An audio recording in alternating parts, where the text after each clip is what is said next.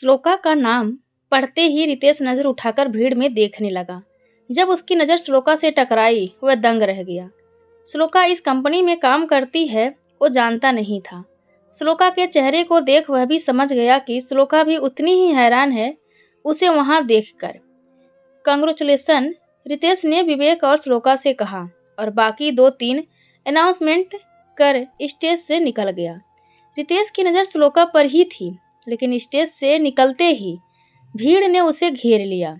श्लोका भी उसे गुस्से में देख रही थी, लेकिन उसकी तंद्रा टूटी जब विवेक उसके पास आया और बात करने लगा।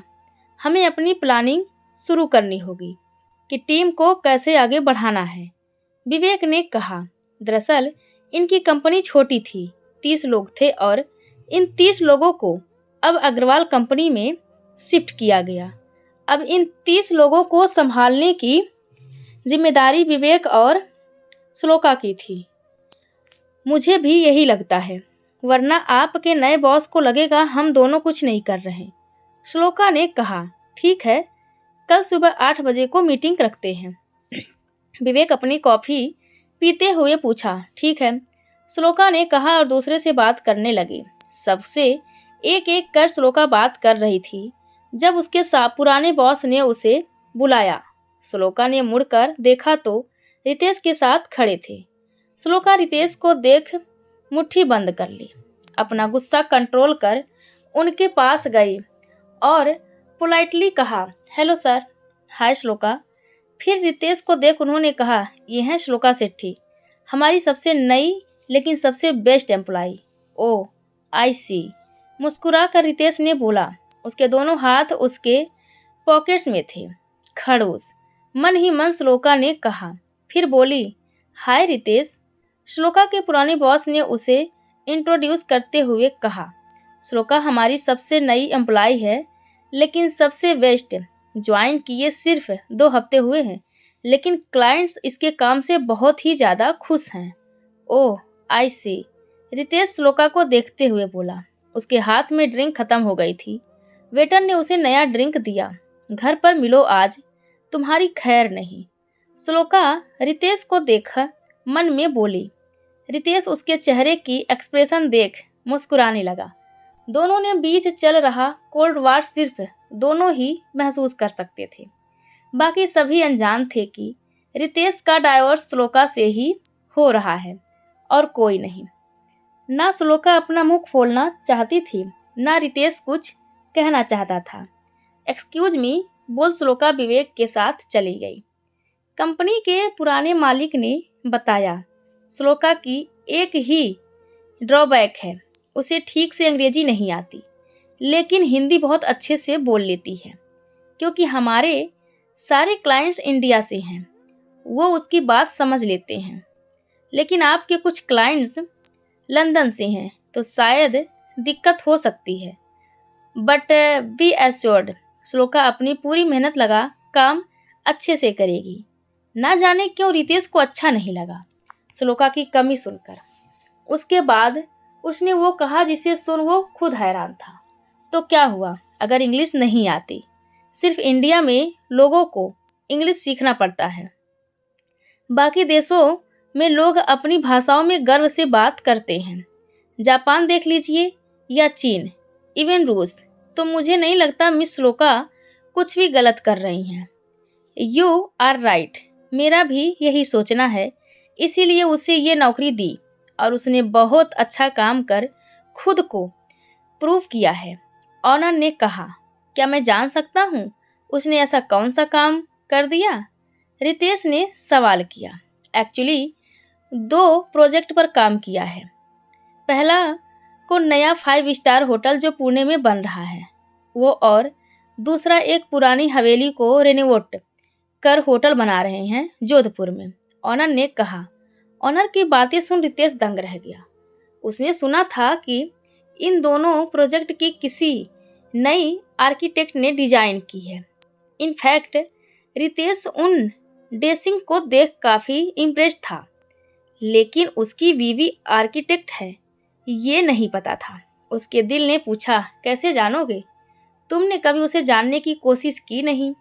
2 हफ्ते हो गए थे श्लोका को रितेश के ऑफिस में काम करते हुए।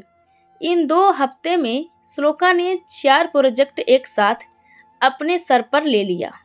उसका कहना था, जितना ज़्यादा बिजी रहूंगी उतना रितेश को कम ही दिखूंगी।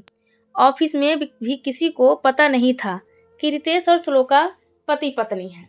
श्लोका हमेशा अपना मंगलसूत्र दुपट्टे से छुपा लेती और अपने फिंगर रिंग को घर पर ही रखाती। माथे पर एक छोटी सी बिंदी हमेशा होती जो उसे और भी ज़्यादा खूबसूरत बनाती।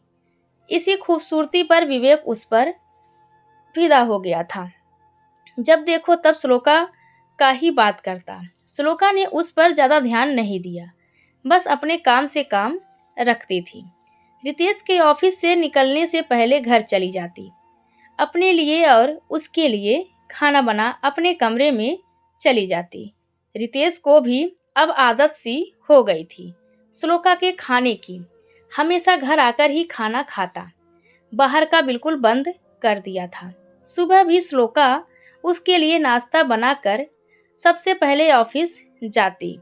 श्लोका का कहना था कि सुबह सुबह बहुत कम लोग आते हैं तो अकेले में काम भी जल्दी हो जाएगा। आज ऑफिस में त्रिशा आई है रितेश के साथ मिलकर प्रोजेक्ट डिस्कस करने के लिए। श्लोका ने आज बड़े प्यार से साड़ी पहना था। श्लोका ने काले रंग की शिफॉन साड़ी और उस पर सिल्वर कलर की नेकलेस और छोटे छोटे इयररिंग्स पहने थे। लेकिन त्रिशा को ऑफिस में देख श्लोका का पूरा मूड खराब हो गया, क्योंकि रितेश का केबिन शीशे का बना था। श्लोका अच्छे से देख सकती थी कि कैसे दोनों को हंसते बात करते हुए। त्रिशा अपना लैपटॉप दिखाते हुए रितेश के नज़दीक बैठी थी और रितेश बीच बीच में त्रिशा को देखता और फिर लैपटॉप को। जब लगा कि शायद हम दोनों के बीच फिर से रिश्ता बन सकता है, उसकी एक्स गर्लफ्रेंड वापस आ गई। शायद किस्मत में हम दोनों का साथ ही नहीं लिखा है, खुद से बोल श्लोका ने आंखों में आंसू को पोंछकर अपना काम करने लगी। विवेक के साथ मिलकर श्लोका 3 नए और एक पुराना प्रोजेक्ट संभाल रही थी। अपना सारा ध्यान उसमें डाल रितेश को बिल्कुल इग्नोर कर दिया। वहीं रितेश का मीटिंग आज भले ही त्रिशा के साथ था, लेकिन वो इतना एक्साइटेड नहीं था उससे मिलने जितना वो पहले हुआ करता था। त्रिशा देखने में सुंदर थी, लेकिन अब रितेश की नज़रों में नहीं, कोई और थी जो धीरे धीरे बिना मेहनत किए रितेश के लिए दिल में जगह बना रही थी। माना रितेश और उसकी डाइवोर्स हो रही है, लेकिन जितना वो श्लोका की जानता उतना ही उसे पसंद करने लगता। शायद वो खुद नहीं जानता कि वो श्लोका की ओर खींचे चला जा रहा है। ऑफिस में हर कोई श्लोका की तारीफ करता। लोगों को श्लोका पर बहुत भरोसा था। रही बात घर पर, तो बिना बात किए ही श्लोका उसे जानने समझने लगी थी। श्लोका हमेशा रितेश के लिए नाश्ता और दोपहर का खाना बना देती थी और ऑफिस में पहुंचा देती। जब एक दिन रितेश ऑफिस में छींक रहा था, श्लोका ने उसे नोटिस कर रात को साउथ इंडियन स्टाइल का रसम और चावल बनाया। बगल में दवा रख अपने कमरे में गई। रितेश ने उसे कमरे में जाते देख लिया, लेकिन कुछ कहा नहीं। टेबल पर खाना और दवा देखकर वो मुस्कुराने लगा।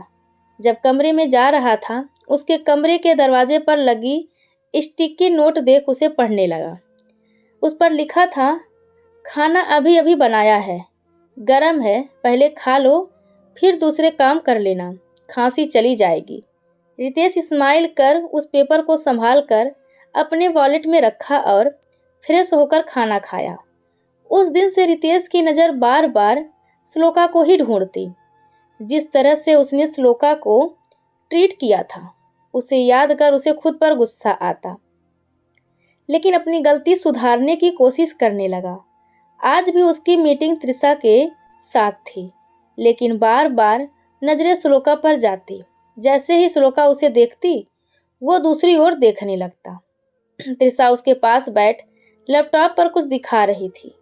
अगर रितेश चाहता तो त्रिशा को आसानी से बाहों में ले सकता था, लेकिन उसके दिल में त्रिशा के लिए वो फीलिंग्स नहीं रही। इतने दिनों से वो तृषा की एक झलक के लिए तड़प रहा था, लेकिन अब वो फीलिंग ही नहीं आ रही थी। तृषा नहीं किसी और की बीवी नजर आ रही थी। मीटिंग खत्म होने के बाद रितेश तृषा को उसके गाड़ी तक छोड़ने गया। फिर बाय बोल वापस आया तो देखा श्लोका अपनी जगह पर नहीं है। उसकी नजरें श्लोका को ढूंढने लगी। आखिर में श्लोका विवेक के साथ बैठे बात करते हंसते हुए नजर आई। बड़ा ही अजीब फीलिंग होता है, जलन। आपका मन करेगा आप अपनी चीज को खींच कर वापस ले जाएं, लेकिन आप ऐसे कर नहीं सकते। ऐसे ही कुछ रितेश की हालत थी। सामने श्लोका और विवेक को साथ देख रितेश गुस्से में उनके पास जाने लगा, लेकिन ऐन वक्त पर रितेश के असिस्टेंट ने बुलाया और कहा, सर आपकी अगली अपॉइंटमेंट आपका वेट कर रही हैं। रितेश ना चाहते हुए भी श्लोका को विवेक के साथ छोड़ अपने केबिन में चला गया। 2 घंटे बाद जब मीटिंग खत्म हुई, रितेश अपने असिस्टेंट से कहकर श्लोका को अंदर बुलाया। 5 मिनट बाद जब श्लोका अंदर आई, रितेश उसे देखता ही रह गया। शादी के बाद आज पहली बार श्लोका ने साड़ी पहना था। शादी में उसे ठीक से देखा नहीं, उसके बाद कोई मौका नहीं मिला। उसकी नज़र जब श्लोका के गोरे कमर पर गई तो रितेश की सांसें थम गई। श्लोका रितेश को देख समझ गई वो कहाँ देख रहा है। गला साफ कर श्लोका ने पूछा, आपने मुझे बुलाया? रितेश वापस श्लोका को देखकर बोला, हाँ, मुझे जानना है उन 3 नए प्रोजेक्ट का काम कहाँ तक हुआ, उसकी अपडेट। आपको विवेक रोज शाम को देता है, फिर मुझसे क्यों? श्लोका ने पूछा, क्योंकि मुझे टीम के बाकी लोगों से भी जानना है कि उसका काम कहाँ तक पहुँचा है। रितेश ने कहा, तब तो आपको बाकी स्टाफ से भी पूछनी होगी, सिर्फ मुझसे ही क्यों? रुकिए, मैं उन्हें बुला लाती हूँ। कहकर श्लोका बाहर जा ही रही थी कि रितेश उसके पास जा उसकी कमर पकड़ वापस खींच लिया। आउच! चिल्लाकर श्लोका उसके सीने पर जा गिरी। रितेश को जब एहसास हुआ वो उसे कहाँ छू रहा है, उसे सॉरी कहकर पीछे हट गया। आपकी हिम्मत कैसे हुई? श्लोका ने गुस्से में पूछा। सॉरी, रितेश ने फिर से कहा। नफरत है मुझे आपसे, गुस्से में कहकर श्लोका वहां से चली गई। रितेश परेशान अपने चेहरे को हाथों से छुपा वापस अपने चेयर पर बैठ गया। श्लोका वाहन और लेडीज बाथरूम चली गई और वहां अपना गुस्सा निकालने लगी। समझता क्या है खुद को? शादी हुई है, लेकिन इसका मतलब नहीं कि कुछ भी करेगा। अरे भूल गया क्या कि हमारा डाइवोर्स होने वाला है 5 महीने बाद। अब क्या चाहिए उसे? वहीं रितेश बाकी के दिन काम ही नहीं कर पाया, बस अपने हाथ को देखता रहा, जिस हाथ से उसने श्लोका की कोमल कमर को पकड़ा था। रोज की तरह रितेश वक्त पर उठा, अपना व्यायाम कर नीचे नाश्ते के लिए आया। उसे लगा रोज की तरह श्लोका उसके लिए नाश्ता बनाकर रखेगी, लेकिन आज श्लोका ने कुछ भी नहीं बनाया था। लगता है वो अभी भी मुझसे नाराज है, इसीलिए आज खाना नहीं बनाया। खुद से बोल ऑफिस के लिए तैयार हुआ और ऑफिस चला गया। उसके ऑफिस आते ही सबने उसे विश किया और रितेश के असिस्टेंट ने मीटिंग शेड्यूल बताई। गुड, मतलब आज प्रोजेक्ट डील फाइनल हो जाएगी। रितेश बोला, यस सर। असिस्टेंट ने कहा, बाहर जाते हुए श्लोका को अंदर भेज देना। रितेश फाइल देखते हुए बोला, सर वो तो आज आई नहीं, सिक लीव पर हैं। असिस्टेंट ने कहा, सिक लीव पर है? चौंकते हुए रितेश ने पूछा, हाँ सर, वो विवेक सर ने मुझे बताया, उन्हें श्लोका मैडम का मैसेज आया था। असिस्टेंट बोल, श्लोका बीमार है और उससे ये बात किसी और से पता चल रहा है। ये सोच रितेश को गुस्सा आ गया। श्लोका विवेक से बातें शेयर कर सकती है, लेकिन अपने हस्बैंड से प्रॉब्लम शेयर नहीं कर सकती। मन ही मन रितेश सोचने लगा, वो क्यों तुझे बताएगी अपनी प्रॉब्लम्स? तुमने उसका भरोसा जीता कहाँ है? उसके दिल से आवाज़ आई। सारी चीज़ें इग्नोर कर रितेश गाड़ी की चाबी लिए निकल गया। सर आपका मीटिंग? असिस्टेंट ने कहा।